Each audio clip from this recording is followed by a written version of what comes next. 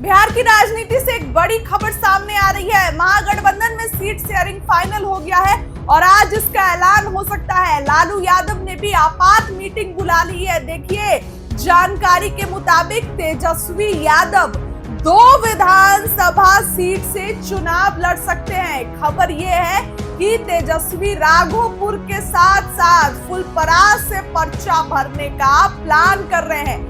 ऐसे में महागठबंधन में सीट बंटवारा फाइनल हो चुका है। इसके पहले आरजेडी की राबड़ी आवास पर संसदीय बोर्ड की बैठक हुई। 1.5 घंटे तक बैठक चली और उम्मीदवारों के नाम पर चर्चा हुई। भाई वीरेंद्र का बयान आपने सुना। उन्होंने कहा कि हम लोगों ने आरजेडी सुप्रीमो लालू यादव को अधिकृत किया है। हम लोगों ने विश्वास जताया है कि जो भी राष्ट्रीय अध्यक्ष का निर्णय होगा उसका मान होगा। महागठबंधन में सीट बंटवारा फाइनल हो चुका है और फाइनल फॉर्मूला आपको बताने आई हूँ। RJD 137 seat, Congress 54 seat, VIP 18 seat. नहीं मानी मुकेश सहनी की पार्टी और 18 सीट मिलेगी। CPI ML 22 seat, CPI 4, CPM 6, JMM 2। LJP Paras गुट के महागठबंधन में शामिल होने पर 3 सीटें दी जा सकती है। ये सीटें आरजेडी अपने कोटे से देगी। तो देखिए, दोबारा बताऊंगी, आज ये ऐलान होगा और तेजस्वी 2 सीट से चुनाव लड़ेंगे। बड़ी खबर, राघोपुर और फुलपरास से पर्चा भरेंगे।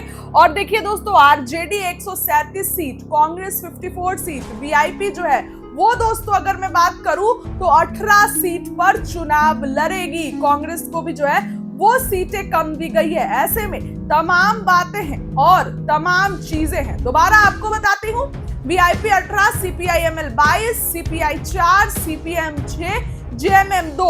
और अगर जो है बताऊं आपको कि अगर उसमें शामिल होते हैं पारस तो उनको 3 सीटें तेजस्वी यादव आरजेडी अपने कोटे से देंगे। ऐसे में टिकट के लिए लगभग जो है वो नाम तय हो गए हैं। हम आपको लिस्ट की भी बात करेंगे। राघोपुर से तेजस्वी यादव, रफीगंज से मोहम्मद नहलुद्दीन, संदेश से किरण देवी, शाहपुर से राहुल तिवारी, ब्रह्मपुर से शंभुनाथ यादव, नोखा से अनीता देवी, बोधगया से कुमार सर्वजीत, अतरी से अजय यादव, धौरैया से भूदेव चौधरी, नवीनगर से विजय कुमार सिंह, ये लोग शामिल होंगे। ये लोग को टिकट मिलेगा। सीपीआई की भी विभूतिपुर से अजय कुमार और मांझी से सत्येंद्र यादव। इन लोगों का टिकट ऑलमोस्ट कंफर्म हो चुका है और इन लोगों को मिलेगा। ऐसे में आज आरजेडी में सूरजभान सिंह शामिल होंगे। बिहार की राजनीति में सबसे बड़ा उलटफेर होगा। जैसे जैसे चुनाव आ रहा है वैसे वैसे बड़ा उलटफेर हो रहा है राजनीतिक दल। इसके साथ ही सूरजभान सिंह की पत्नी को मोकामा से सीट से उतारा भी जा सकता है। जी हाँ, ये भी खबर बड़ी है।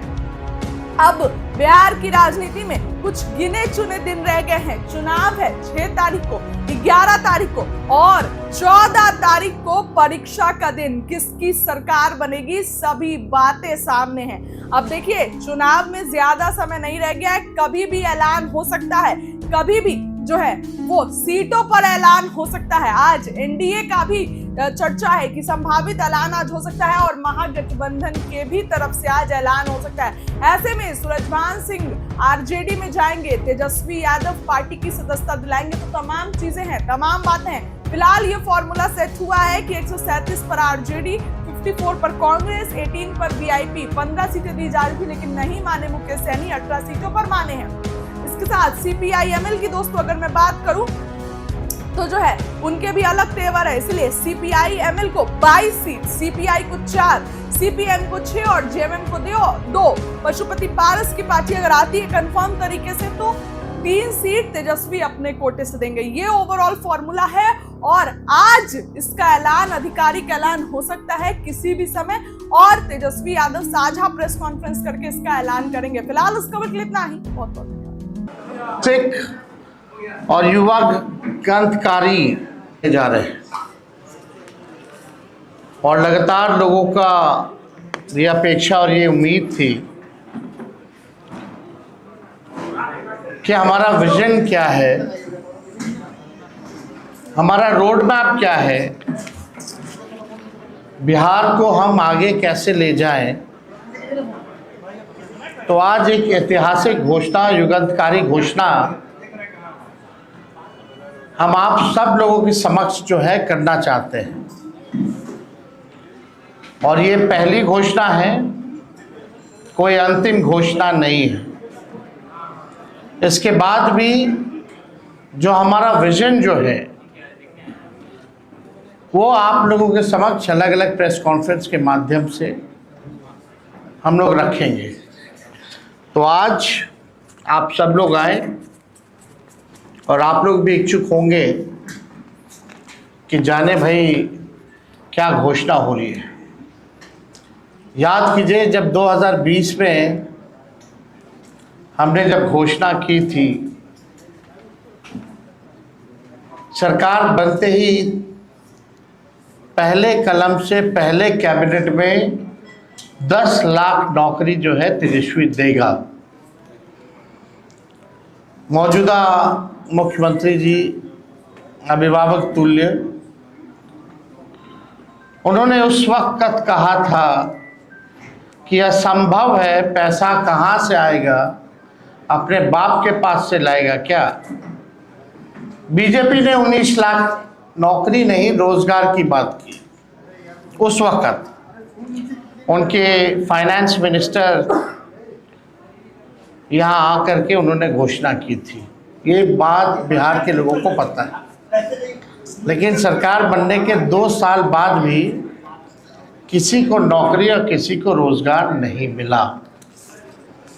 और 20 साल ये खटारा सरकार का कभी ध्यान ही नहीं था कि बेरोजगारी जो है सबसे बड़ा मुद्दा है।